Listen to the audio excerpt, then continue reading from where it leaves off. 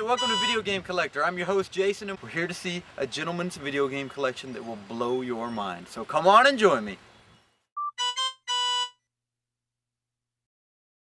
We're in Stacy Burns' house. This is room 1 of 2 of his amazing video game collection. So let's go take a look. Are you ready? Nintendo and Xbox, PlayStation, and more.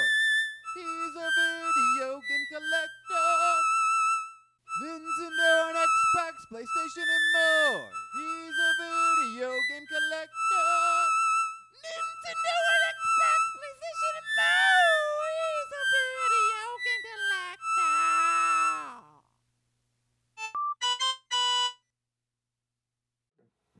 collector. Okay, we're here with Stacy Burns. He has amassed a collection of how many games? 2,530. Now, what got you into collecting video games? Well, I always had a lot of games. Not a whole lot, but I try to keep a decent collection. But one day I just decided to just start keeping every game I had and not trading. And that was in late 97. And by the end of 97, I had 100 games. So Okay. Just started from there. Was it you just weren't getting a good trade for your games, or is it you just... No, I always got good trades. Oh, okay. I always came out on the better end. But I mean, I never would have a lot of games, and I'd trade away games I liked for other games that I might like. So it's like I got rid of games that I'd eventually want to play. Was there one particular game, did you have like a special edition or something where you just like had to have it, you decided I'm going to keep this, and that really started the ball going? Not really. Okay. Not really, but I love a lot of great games. Okay. You know, that I did get rid of, so that I wanted to play again. It was just a love for games, really. I just love games in general. Any game, no matter how bad, but of course I like the great games. Yeah. I'm huge for those. But just, I wanted every game I could possibly get. Stinker or great. Cool. That's cool. So you've been collecting since 97. Yeah. And you've gotten rid of, what, 3 games since then? 3 games before the 360. Okay, now what is that and why did you get rid of those? They were huge stinkers. Really? Test Drive for the Xbox and 2 other games for the Xbox. I don't remember. I actually got rid of them to the store. Game Exchange there in Chattanooga. Okay, and you just, of all your collection, those are the ones you had to get rid of. That's all stuff you could always get again, easy though. Oh yeah, that's just junk. I mean, they'd never be worth anything, and to me they weren't worth anything at all. So of all your collection, do you have like a, a holy grail, your prized possession of everything that you own? Halo always. I mean, Halo always? You know, you can buy Halo today for $10, but Halo is to me worth. I would if Halo was not available to the public, I would spend, I don't know, $5,000 for that game. $5,000. Whatever, 10,000. I don't care. I mean, so it's your favorite game. It is the game. That's pretty cool. It's worth more than money, monetary value you can put on it. You know, it's that good. Favorite game of all time. People don't understand how good it really is, but. And you actually have done a lot of trips and doing a lot of training on that, correct? Don't you have a DVD set that you have of doing tricks off of Halo? Mm-hmm. Really? Yeah, I actually have 3, and I'm just releasing the 4th edition. So the 10th of this month, October 10th. Okay, and where could people go to get that if they were interested? Well, don't really have a site. Okay.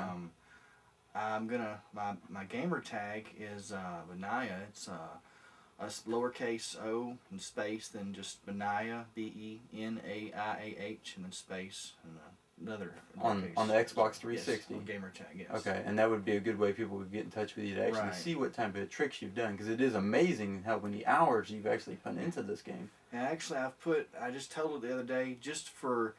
I'm actually releasing Halo Challenges 4 soon, but I actually have 5 and 6 to follow 2 or 3 months afterwards. And just in those 3, I've put over 1,000 hours in. Over 1,000 hours off of one game. That's pretty impressive, especially considering it's not role-playing. Besides Halo, what was the hardest find in your collection? Hardest find? Not really sure. Turbo Duo surely did give me a trouble finding. So you actually have a Turbo Duo with a bunch of games in there? Not a whole lot, but I have a couple. Okay. Of course, there wasn't a lot made for it anyway, but yeah. As far as your systems, what system would you say you have more games for than any other? Definitely the NES. The Nintendo Entertainment System? Okay. And of those, what was the hardest find? I'm sure Zelda. Zelda? In the box. Yeah, brand new in the box. Definitely. Which is going for upwards of $500 new now. $550, yeah. That's crazy. Wow, that's ridiculous. And how much did you pay for that? $5. $5. And how long ago was that? Probably about 6 years ago. How many games do you actually have that are brand new and never been opened? About 4% of my collection Okay.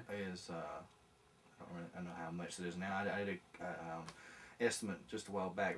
About 4% of my collection is wrapped, sealed. Okay, that's pretty cool. So whatever 4% of 2,900 is. Have you ever like added up your collection to see what it would be worth if you were to actually sell everything?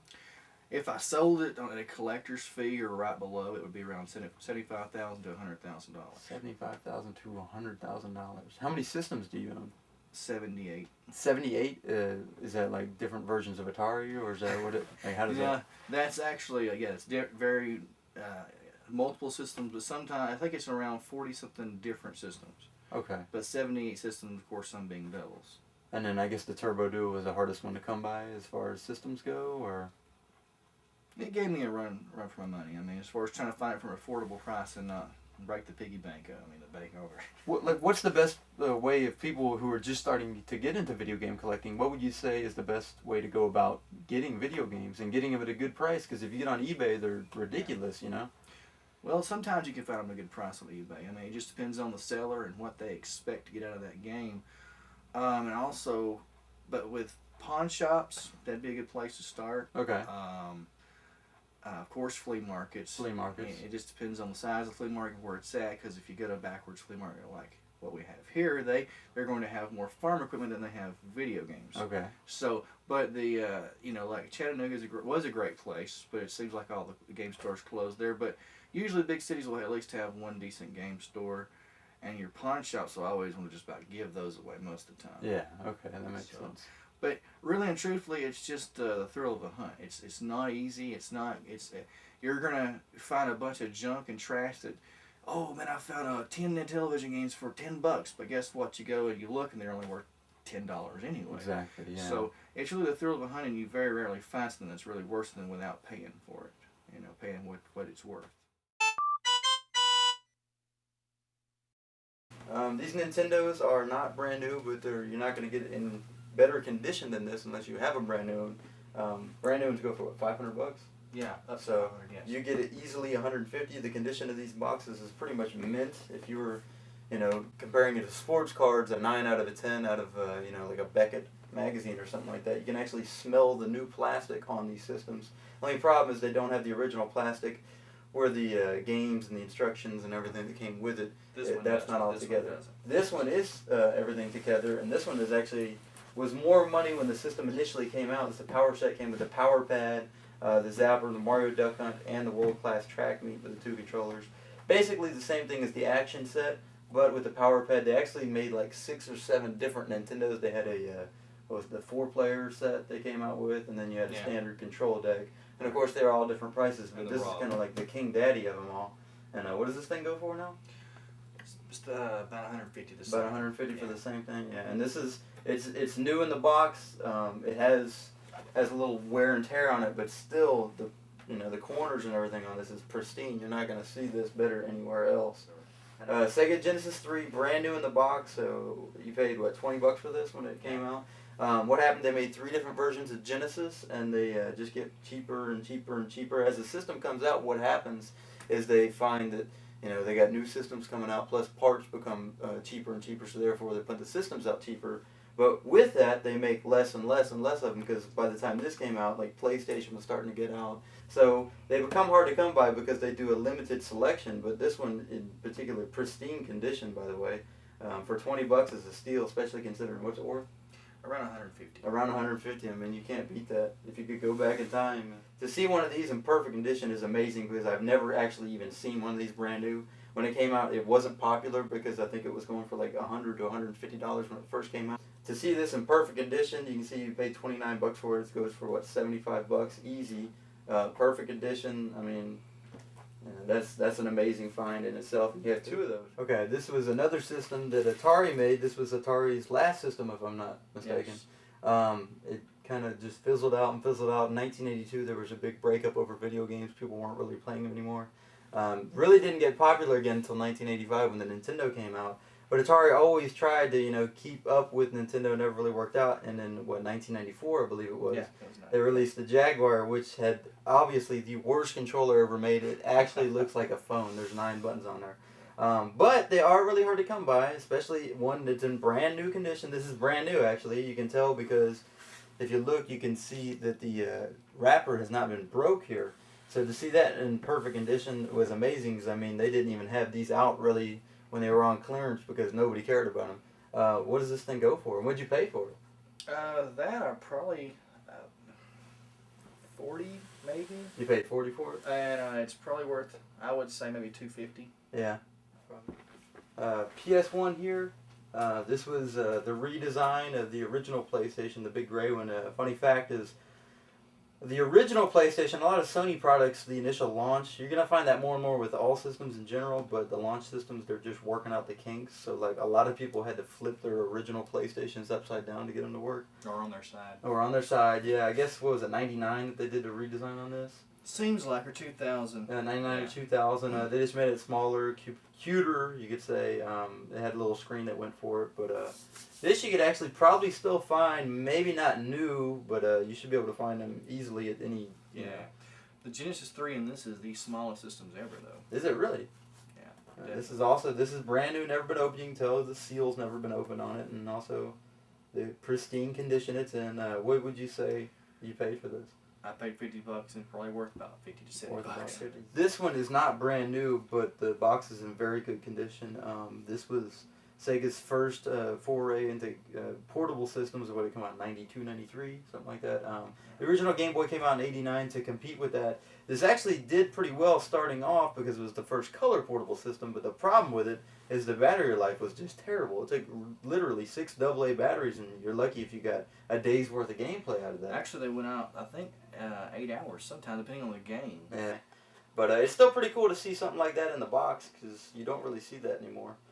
But this actually did lead way to one of the cooler portable systems. They had what was called Sega's Nomad, and that was a portable Sega Genesis that played portable games. That was a good system, but once again, the battery life was not very good on that. Sega also had a few other portables. They had a Sega CDX. Is that what it was called? There was the portable Sega CD? Yeah, somewhat, yeah. Okay. It was, it was technically portable, but you still had to hook it up to something. You had to hook it up to a It's kind television. of like a Walkman, but yeah, you still had to hook it up. It was like a Walkman. You could actually listen to music on there, too, Yeah, right? you could do that, yes. Yes. Now, this is my personal favorite system Yeah, of all mine too. time. It's, I mean, all the best games, Chrono Trigger, the Super Mario RPG, anything Mario is going to be fantastic. But this is the Super Nintendo control deck. But what this is this is the redesign. What was it, 96, I guess? 96 or 97, because that was to combat the phasing out, because N64 was coming out, and so everybody was leaving the Super Nintendo. So they tried one more last hooray to sell the Super Nintendo. So they took the parts of the old ones and put them in the redesign, and so they could sell off the rest of their warehouse. Kind of like they did the same thing with Sega Genesis, the PS1, the PlayStation 2. You're always usually going to see that. Nintendo doesn't really do that anymore, but this was the last time they did that. But this is only, what, 50,000 of these made. These are very, very hard to come by. Even more so than the redesigned original Nintendo. But to see this in pristine condition was amazing. You paid, what, 50, 60 bucks for this? $50. $50, and I imagine it's going for about... You could easily, from a collector, get about $350 off. $350 I would think. I mean, brand new condition. It's very, very hard to come by.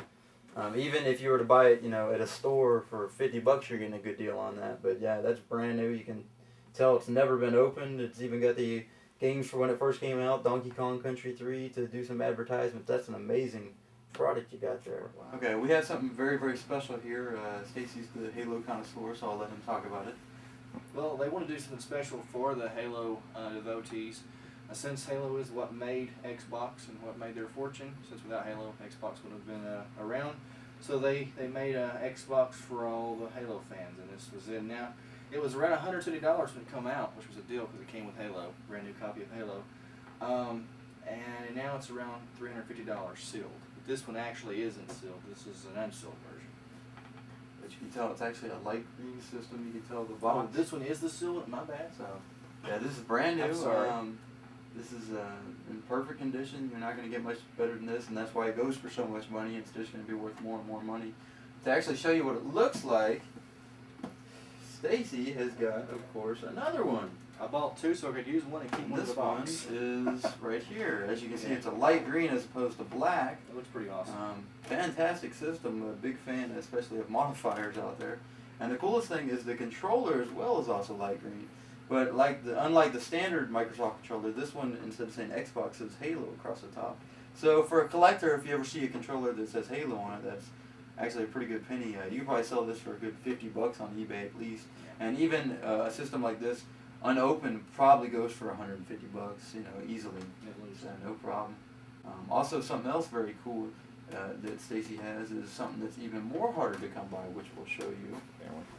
Of all the video game systems we've seen, probably the most impressive to me is this right here, because this is an Xbox, but this is the rarest Xbox they released in America. This is the limited edition Mountain Dew. As much as I know about games, I've actually never seen one of these. It's brand new, never been opened. I'm guessing we're not going to crack it open and take a look at what it looks like. How many did they make, and how much is it worth? Well, from what my best estimate I found so far is 5,000 is all they made. And of course, this isn't.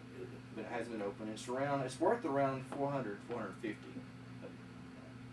And the reason why you know it's the Mountain Dew one is most likely you're not going to see it with the limited edition Mountain Dew thing, but it's actually a different color as opposed to the Halo one and the Xbox. It's pretty awesome. You can actually it's a light green, kind of like the Mountain Dew drink. Why did they release a Mountain Dew one? What was going on with that? Just a big sponsorship or thing between Mountain Dew and Xbox, just to kind of further Mountain Dew and Xbox as well, because they were floundering in sales compared to Sony PlayStation 2, and just kind of a big thank you to America as well for buying Xbox. How did you go about getting one of these? A friend actually gave me this one. He bought it for $400 off eBay, and so he just gave it to me on one of my birthdays. We got some brand new Nintendo and Super Nintendo games here with Stacy, and he's going to tell us a little bit about them and how he got them. Our first one is worth tons and tons of money. This goes for what, like $550? $550, and this is actually the classic series, which you know how that goes when they discount the games. They make even less of these, so I'm not really sure if this is actually worth more than $550. Could possibly be up to upwards of $600. What they did with the original Zelda is they put it in a gold cartridge, and after so many million sold, what they did is they put it in the standard gray cartridge. They did that with both Zeldas on Nintendo, and actually the ones in the standard gray cartridge are worth more, like he was saying, and that's the classic series. So this is actually brand new, never been opened, sealed. Even got the original wrap you had on there when you went to Toys R Us with your little stub, and you're like, hey, give me my game. To see something like that is in amazing condition, and easily $500 on eBay, probably more. Super Nintendo games, what do we got here that's really good?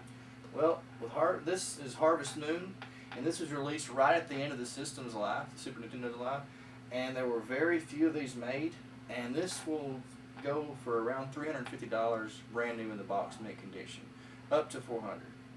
So this is one of the rarest Super Nintendo games ever. Did you buy that like when it came out? Nope, I bought it, well, actually, right shortly afterwards for like about $40 at Toys R Us. But they had them and they were gone because, I mean, there weren't many of them, and it's at the end of the system's life. Nobody wants Super Nintendo anymore, so that's it. That was gone. This is actually one of my favorite video games of all time. I'm not actually a huge Zelda fan, but this game is fantastic, and this is a brand new copy of it. Yeah, this actually ranks second on my list of all-time favorites after Halo. This is The Legend of Zelda: Link to the Past, and this game will easily set you back $250. Brand new in the wrap. It's got its little, what do you call that, Jason? Hook for the wall, I guess. Yeah, Toys R Us. But either way, it's wrapped, mint condition. So. You also noticed that this is part of the Player's Choice million seller, Nintendo. You see that a lot nowadays with video games like Greatest Hits, $20, PlayStation, stuff like that. Really, Super Nintendo is the first one to actually start doing that. They actually did Zelda and a few others as the Greatest Hits line. So this is the second version of it. If you probably had the original in perfect condition, wrapped and everything, probably worth more, but still, that's nothing to bark at. That's a good price, especially $20 for it, you know. All right. Now this is my favorite series of all time. I love the Castlevania games, and to see something like this is making me crap my pants pretty much. So go ahead and talk about it. This is, of course, Castlevania 4, in my opinion, the best Castlevania ever made. I think Jason may have a little rebuttal, but it's the best one I've ever played, and it's really awesome. I mean, even playing it now on the Super Nintendo, you still are just amazed by the gameplay and the creative ways they use the Super Nintendo graphics. Super Punch-Out is one of my favorite games of all time, so to see this in brand new condition is worth a lot. You can easily get this game for $10-20, no problem, but to get this brand new unopened, which actually I've never seen before, goes for what, $150, $200 on eBay, and it's just going to keep skyrocketing more and more as this game gets more and more popular. But you can see it's in perfect condition as well. Got the little Toys R Us hook. Where'd you go about getting this one? Probably Toys R Us. Probably Toys R Us. Well, that's a good place. Whenever a system's about to die out, check Toys R Us. Another place, Target. Sears, a lot of people don't buy video games there. Just check around. Most times you can get games dirt cheap. Sometimes $5, especially if it's CD based. Cartridges were a little bit more when they came out. That's why N64 games were 60, 70. Some Super Nintendo games were $100. Some Sega Genesis games were $100. So CD games, I've seen them for as low as like $488, maybe $298 even. So be able to pick up any of those is a really good deal. We also got, for somebody just starting to get into collecting, you got a brand new copy of Killer Instinct. It was a pretty popular game when it came out. It's very dated now. But of all the games that are available, a little easier to find brand new, Killer Instinct, Super Tennis, there's a few of them out there. You should be able to pick this up maybe. If you get lucky, 10, 15 bucks, not too bad. But for someone that's collecting, that's a pretty good start. It's just neat to have a Super Nintendo game, never been opened. That's kind of a neat idea. But this actually came with the Killer Cut CD. This is probably the first release of that. Yeah. And I'm sure they did millions and millions because it was so popular in the arcades. It's just one of those that's kind of easier to come by. This one is actually kind of a rare find, Street Fighter Alpha 2. They didn't ever do Street Fighter Alpha on Super Nintendo. They released this at the end of the system's life. Around 94, 95, fighting games became hugely popular with the Mortal Kombat because as young kids we could kill people and we could get away with it. It was fantastic. Street Fighter was another one that's real popular, but one thing that's kind of a note about this game is it's really one of the only Super Nintendo games I've ever seen that actually has loading. Which is kind of a crappy thing, but it's kind of a neat thing. Never played it. Never played it. Brand new game. Street Fighter's cool. Probably won't cost you as much as a Zelda or something, but I'm sure it would easily fit. fit. For $150. Fit 150? Yeah. 150. There's Street Fighter fanatics out there. And only because it came out at the end of the system's life. Really? Is that right the at reason the why? end, and of course it went for $70. Hardly not many people bought it as did the Street Fighter 2 Turbos and Super Street Fighter 2s because everybody else is playing PlayStation and everything else. Yeah. So yeah, it's a rare title. Not many people have it. Another one of the few things where actually you could buy it cheaper on PlayStation, even though the PlayStation version's better, but because it's on CD, you can get it. It's in better condition, and also they're easier to come by. Very hard to come by. Another one which surprises me here is Contra 3 Alien Wars. Contra games have always been pretty good. This is my particular favorite, though. It came out earlier in the Super Nintendo's life, and the nice thing about this is this isn't a rehash. This isn't a greatest hits edition or anything like that. So to see that brand new is impressive. How much did this cost you, and what's it going for?